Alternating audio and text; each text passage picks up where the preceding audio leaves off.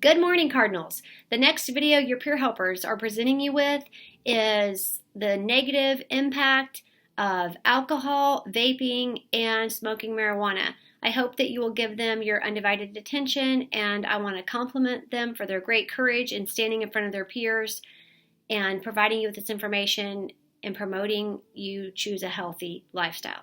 Thank you. Hi, I'm Emma McBain. Hi, I'm Betty Hemby. I'm Mike Cook, Drug Education Council. Thank you for coming. So I have a few questions about teenage alcohol consumption. So how does alcohol consumption impact your judgment?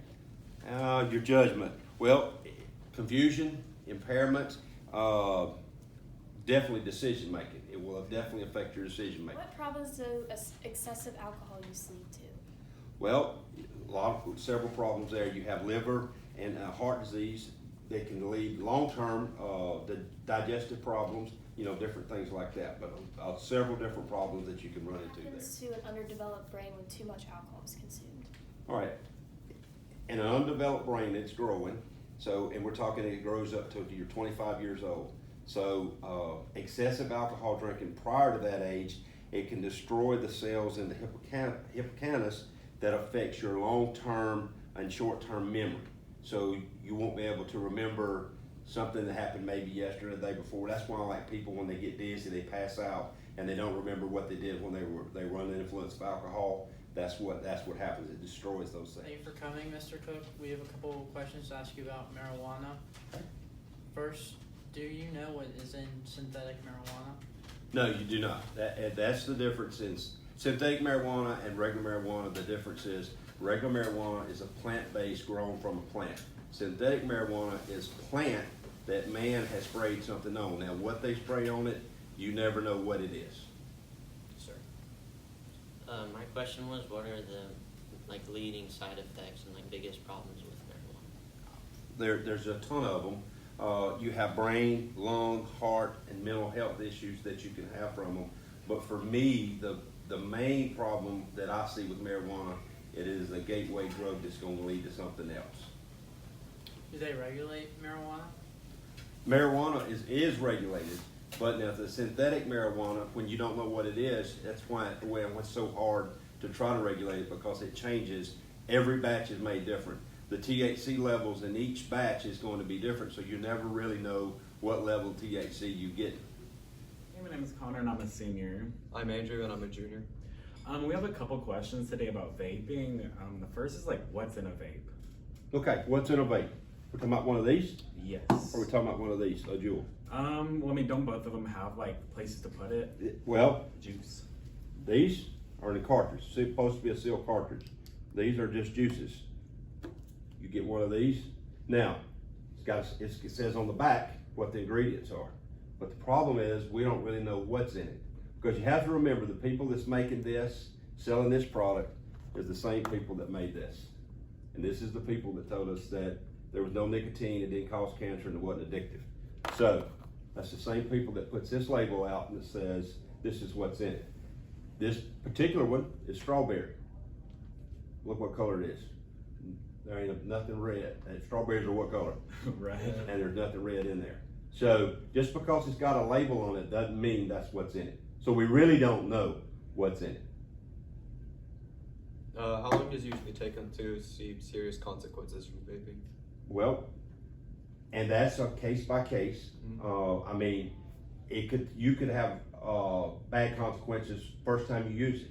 You could use it for years and have no consequences. Just like smoking cigarettes, we really don't know. Each affects each person different. So to answer that question, I can't, because the long-term effects, and unfortunately, the true answer to that is it hadn't been out long enough to know the long-term effects. It took us 100 years for tobacco, and for this, unfortunately, y'all's age are the guinea pigs to find out what's going to happen long-term for this. So it's just a big risk? Absolutely huge risk, because you don't know what you're smoking. How long does it usually take to get addicted? Again, that's the same thing. Each person's different. But one thing I want you to remember, anything that you do in life will always start with one. So it's that very first time that you decide or you get pressured into smoking that Juul just one time, and you do it just to be cool. You just want to fit in, you don't want to, but it only takes one time. And you know, what happens is when you smoke it the first time, you get that high that takes you right here. And if your body likes that high, then your body's telling your mind, I want to go back right here. Okay, so that's again, it's a case by case basis. It can be one time and you like it so much you just want to keep doing it, and there is cases where they try it and they don't ever want to touch it again. That's the, you know, best case scenario is never touch it, because if you don't ever touch it, you don't ever start it. You know, these products are sold and they're marketed not for adults. I mean, you have Skittle flavors, you have this one right here is strawberry cotton candy. Now, I'm a 54-year-old grown man. I'm not gonna smoke no strawberry cotton candy. I'm not gonna smoke anything that's Skittles. Now, here's one that I'm assuming that they made for adults. It's called beard salt. Now, I don't know if anybody wants to smoke beard salt, but again, they target young adults. They don't target, these aren't targeted for older adults. And one problem we have, when they first come out, they were expensive. But now you can buy it for 99 cents. You can buy this whole product for 99 cents.